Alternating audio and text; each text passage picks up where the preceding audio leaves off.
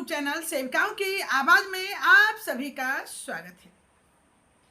आंगनबाड़ी केंद्र पर आंगनबाड़ी सेविकाएं गर्भवती धात्री से लेकर जन्म से 6 वर्ष तक के बच्चे का FRS और EKYC करने में लाखों परेशानियों का सामना कर रही है। उसके बावजूद अभी स्तर बहुत ही गिरा हुआ है, क्योंकि FRS और EKYC के लिए लाभार्थी का आधार से मोबाइल का लिंक होना आवश्यक है, जो नहीं है, जिसके कारण 50% को भी पार नहीं कर पा रही है अपने कार्यों को, EKYC और FRS को।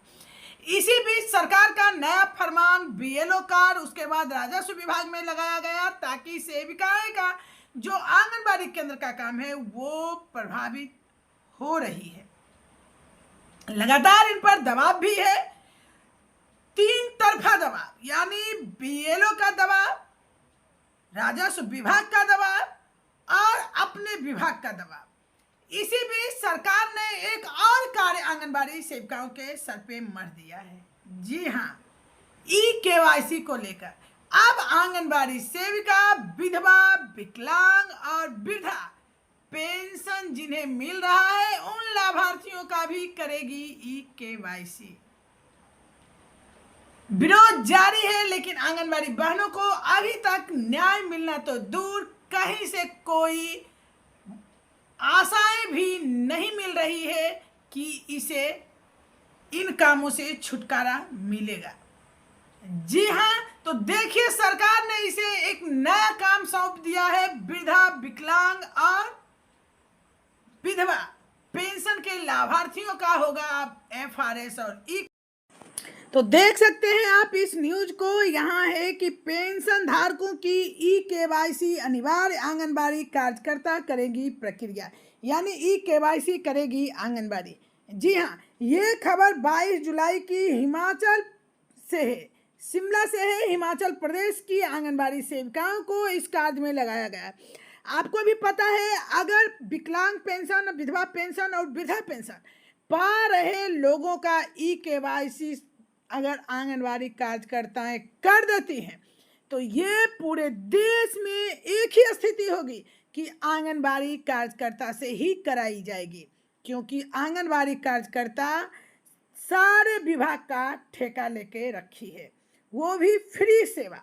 जी हाँ, और होता क्या है कि जिस काम में आंगनबाड़ी को लगाया जाता है वो काम बहुत ही अच्छे तरीके से और बहुत कम दिनों में पूरा होता है। कारण यह है कि आंगनबाड़ी सेविका किसी भी काम को पूरे मनोयोग से करती है, और दुर्दशा यह है कि एक बार पूरा की तो अब हर लोग, हर विभाग अपने कामों में आंगनबाड़ी सेविकाओं का सहयोग चाहती है, क्योंकि उनके सहयोग के बिना उन्हें काम संभव नहीं लगता।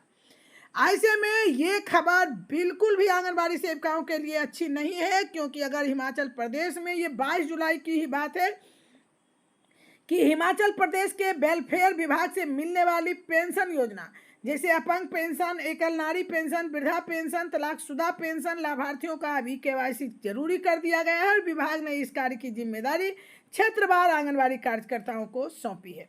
सभी पेंशन धारकों से अपील की गई है कि वह समय रहते अपना EKYC पूरा करा ले, ताकि आपके पेंशन वितरण में कोई रुकावट न आए।